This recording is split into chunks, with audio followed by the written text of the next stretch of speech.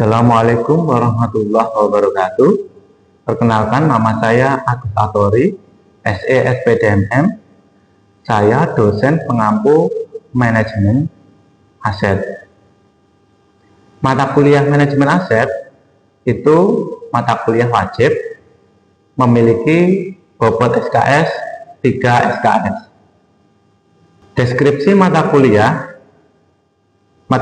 manajemen aset merupakan mata kuliah wajib program studi akuntansi yang membahas tentang pemeliharaan dan pengelolaan aset daerah guna mendukung konsep pembangunan berkelanjutan. Capaian pembelajaran: 1. Memahami dasar-dasar teori manajemen aset baik perusahaan maupun pemerintahan. 2. Mampu mendeskripsikan konsep dasar manajemen aset. 3. Mampu mengkaji berbagai permasalahan ekonomi, khususnya yang menyangkut pengelolaan aset. 4. Mendokumentasikan, menyimpan, mengamankan, dan menemukan kembali data untuk menjamin kesahihan dan mencegah plagiasi. 5. Menguasai teori-teori ekonomi sebagai pendukung ilmu manajemen aset untuk menganalisa fenomena-fenomena ekonomi. Materi pembelajaran: pertemuan pertama, pendahuluan manajemen aset. Pada pertemuan pertama, pokok bahasan yang dipelajari adalah 1. Pengertian manajemen, 2. Pengertian aset, 3. Fungsi manajemen, 4. Unsur manajemen, 5. Tujuan manajemen, 6. Contoh aset, 7. Manfaat manajemen aset, 8. Contoh penerapan manajemen aset. Pertemuan kedua, konseptualisasi manajemen aset. Pada bab ini, materi yang dibahas: yang pertama, pengertian manajemen aset, 2. Konteks manajemen aset, 3. Siklus manajemen aset, 4. Tujuan dan sasaran manajemen aset, 5. Urgensi teknologi informasi dalam manajemen aset. Pertemuan ketiga, mengenal aset. Yang dibahas: 1. Pengertian dan klasifikasi aset, 2. Aset publik, 3. Hambatan aset menjadi modal di negara berkembang, 4. Peranan aset dalam meningkatkan efisiensi dan kinerja daerah atau perusahaan. Pertemuan keempat yaitu pengelolaan aset daerah atau kota. Yang dibahas: 1. Kebijakan pelestarian aset daerah atau kota, 2. Pendekatan konservasi dan pengelolaan kawasan heritage, 3. Pengelolaan aset pariwisata.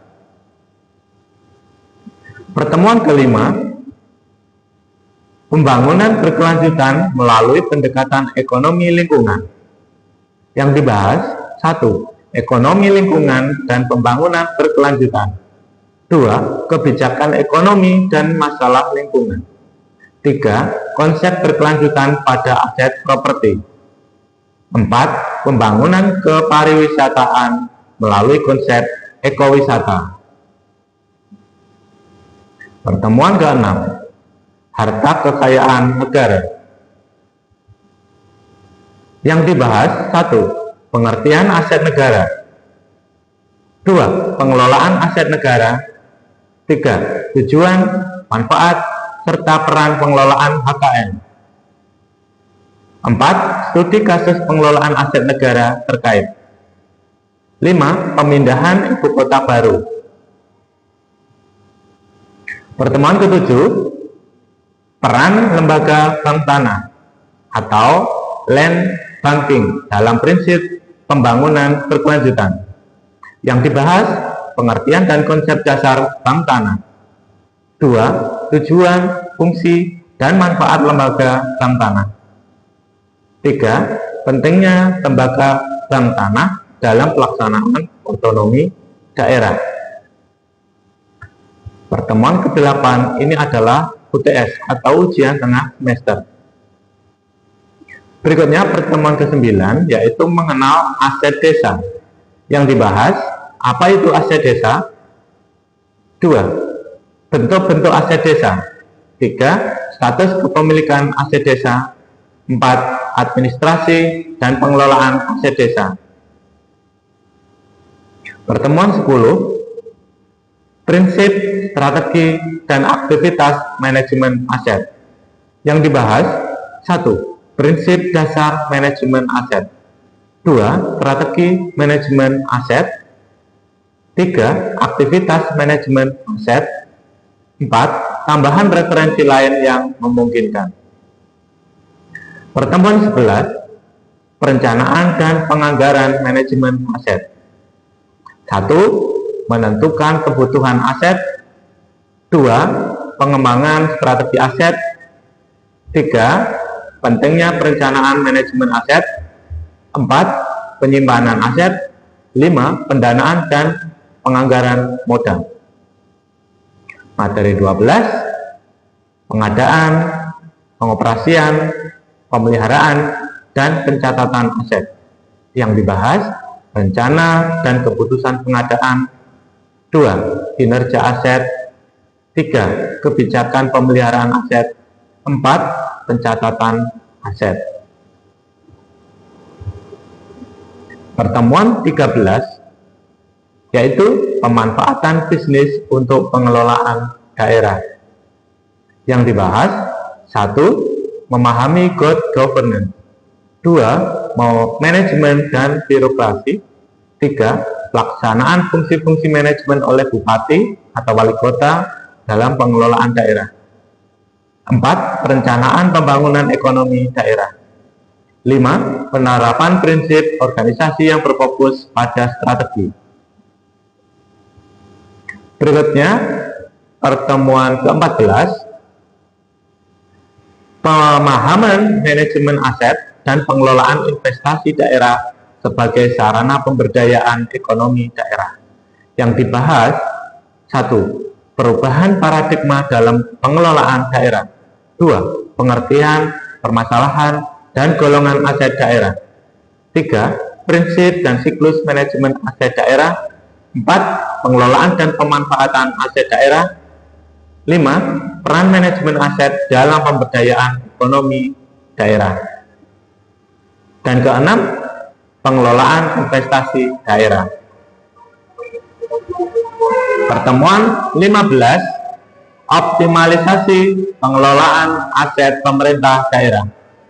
Yang dibahas, tinjauan dampak krisis ekonomi terhadap kinerja bisnis properti. 2. Strategi recovery bisnis properti. 3. Strategi antisipasi Pemda dalam pengelolaan properti. 4. Restrukturisasi sumber-sumber penerimaan daerah dan pemberdayaan perusahaan daerah. 5. Optimalisasi aset produktif pemerintah daerah. Yang ke-6, konsep dan langkah kegiatan restrukturisasi aset. Pertemuan ke-16 yaitu UAS atau ujian akhir semester. Untuk buku referensi, 1. Sutaryono DKK tahun 2014 dengan judul Buku Pintar Pengelolaan Aset Daerah. 2. Mumpuni M 2014 dengan judul Pengantar Pengelolaan Keuangan Negara. 3. Yusuf M tahun 2009 dengan judul Langkah Pengelolaan Aset Daerah Menuju Pengelolaan Keuangan Daerah Terbaik. 4. Soleh T dan Rohmansyah H tahun 2010 dengan judul Pengelolaan Keuangan dan Aset Daerah. 5. Suwanda D tahun 2013 dengan judul Optimalisasi Pengelolaan Aset Desa, Metode Pembelajaran. 1. Ceramah. 2. Tanya jawab. 3. Tugas individu. Kemudian untuk media pembelajaran, 1. Menggunakan LMS atau Learning Management System. 2. WA group. 3. Proyektor atau LCD. 4. Papan tulis. Penilaian. Untuk penilaian, 1. Penilaian individu. 2. Penilaian kelompok. 3. Studi kasus. Indikator penilaian. 1.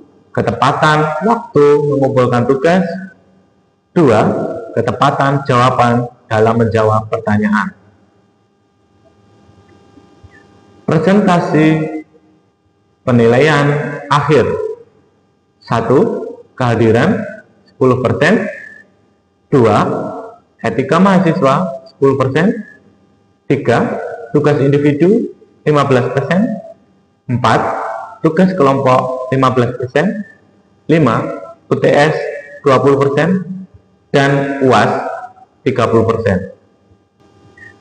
Demikian pemaparan terkait rencana pembelajaran mata kuliah manajemen aset.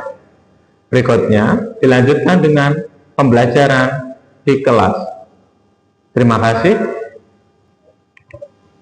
Assalamualaikum warahmatullahi wabarakatuh. Alhamdulillah hari ini kita ketemu. Mudah-mudahan semuanya dalam keadaan sehat walafiat. Amin ya rabbal alamin. Bagaimana kabarnya? Sehat? Alhamdulillah. Jadi hari ini kita akan membahas materi manajemen aset. Jadi manajemen aset itu terdiri dari dua kata ya, manajemen dan aset. Untuk manajemen sendiri itu adalah seni dan ilmu perencanaan, pengorganisasian, pengarahan dan pengendalian sumber daya untuk mencapai tujuan yang efektif dan efisien. Itu untuk pengertian dari manajemen.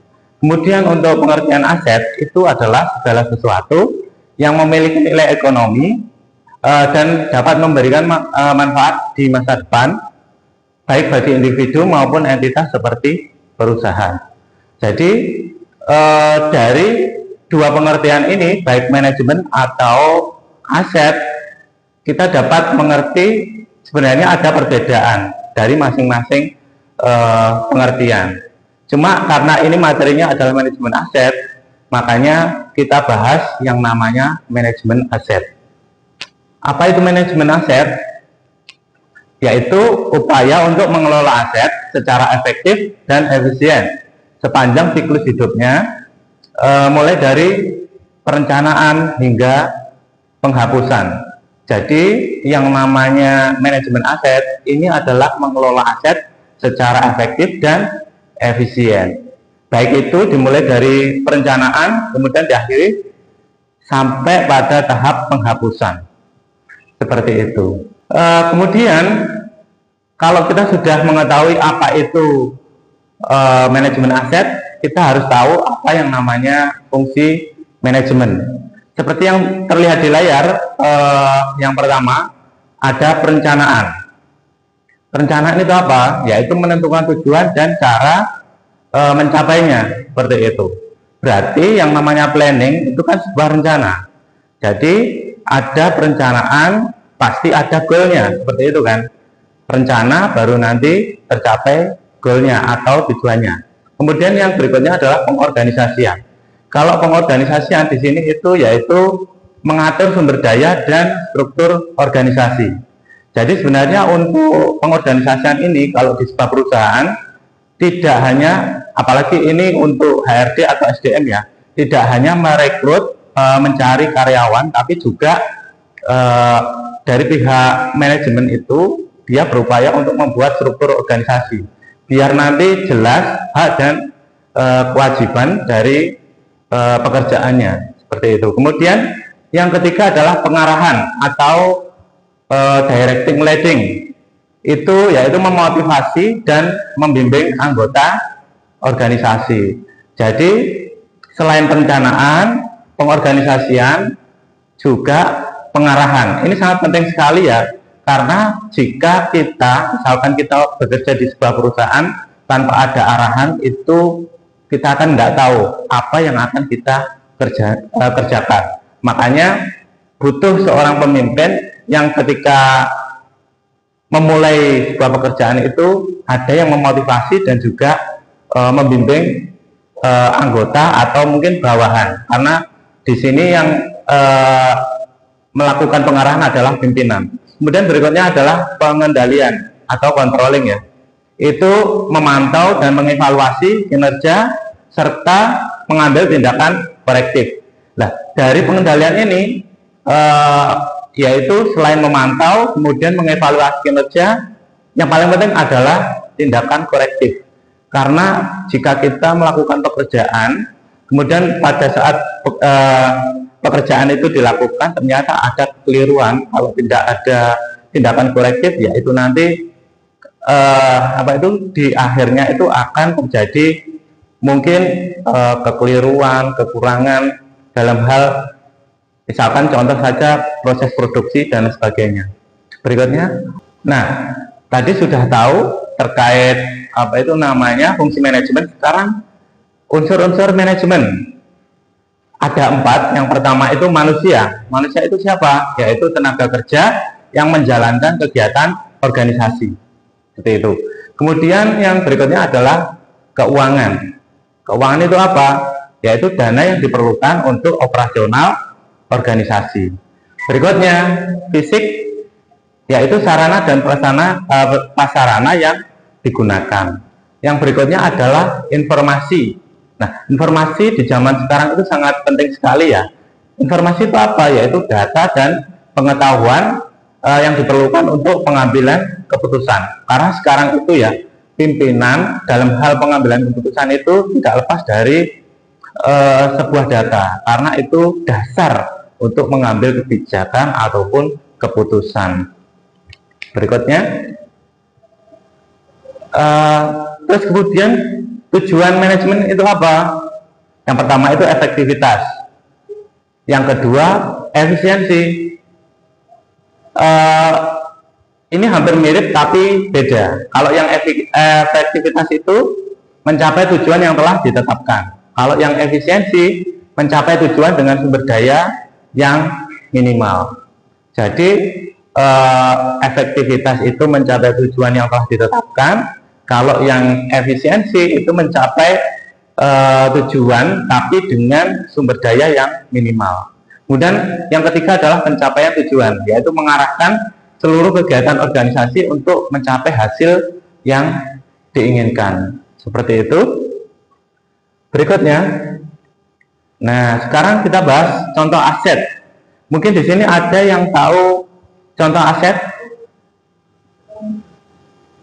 Ada yang tahu contoh aset?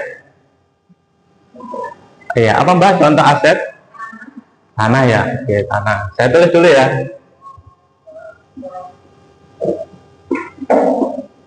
Terus berikutnya, namanya siapa mbak kacamata? Mbak Dinda. Apa mbak? Aset yang diketahui? Bangunan. Oke, kita tulis bangunan. Saya tulis dulu, nanti kita cocokkan. Kemudian apa itu namanya? Masnya mungkin? Aset? Selain tanah, bangunan, apa lagi? Apa? Oke, peralatan ya. Peralatan. Satu lagi mungkin yang baju itu ya. Kendaraan. Oke. 4 ya. Kendaraan. Oke, kita next dulu ya. Oke. Contoh aset itu ada banyak. Cuma di sini saya tulis 4. Yang pertama itu ada aset lancar. Aset lancar biasanya juga kalau ada aset lancar pasti ada aset tidak lancar ya. Kalau ada aset tetap, ada aset tidak tetap. Oke. Kalau ada aset tidak berwujud, lawannya berwujud. Kemudian kalau aset operasional, lawannya apa? Apa? Nah, betul. Non operasional ya. Kita tulis dulu. Yang pertama tadi apa? Aset.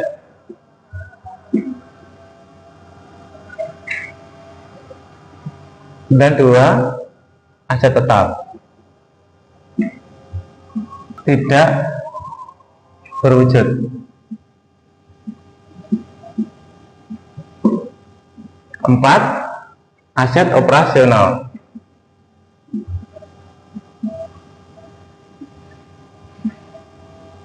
Nah, kira-kira kalau ada 4 jenis aset ini, tanah itu masuk yang mana? Aset tetap ya. Kemudian bangunan tetap. Kemudian peralatan operasional. Operasional ya. Apa tadi? Aset peralatan ya. Kemudian kendaraan tetap. Kok tetap? Ini apa tadi? Bangunan ya ini. Bangunan. Kemudian kendaraan. Oke, kita coba next. Mana yang betul? Asal lancar ini kosong ya. Ada tanah, betul ya. Kemudian bangunan. Kemudian kendaraan ya. Berarti ini betul ya. Kemudian apalagi peralatan mana? Operasional ya. Peralatan itu bisa peralatan operasional ya, atau produksi ya.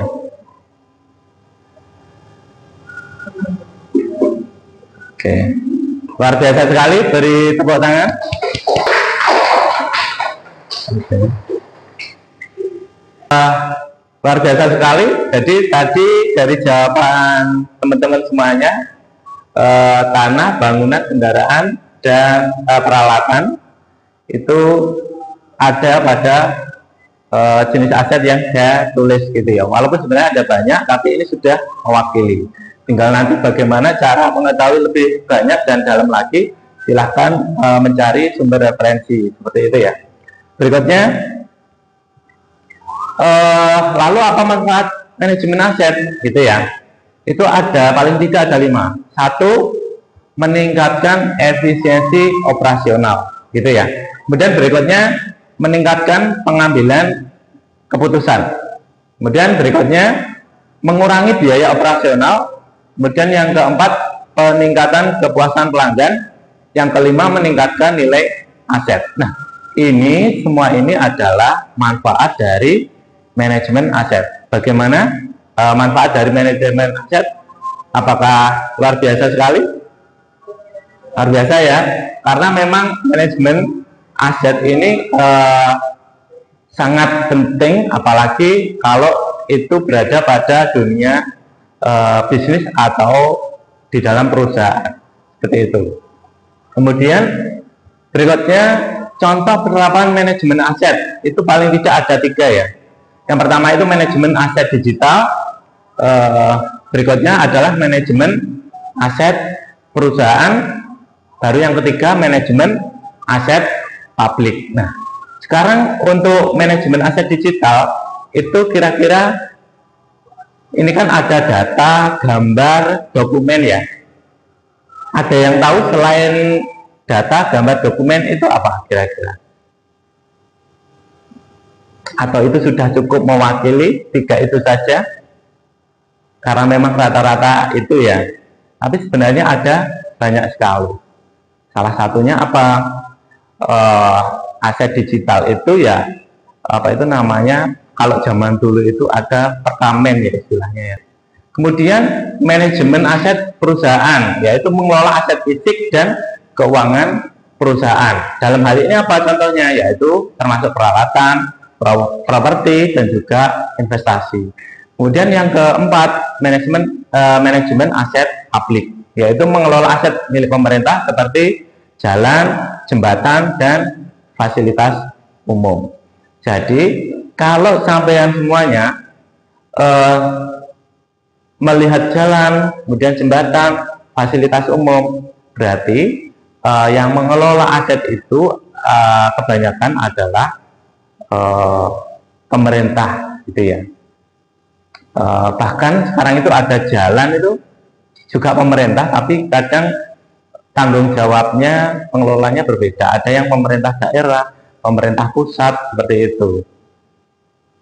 Bahkan sekarang apa itu namanya,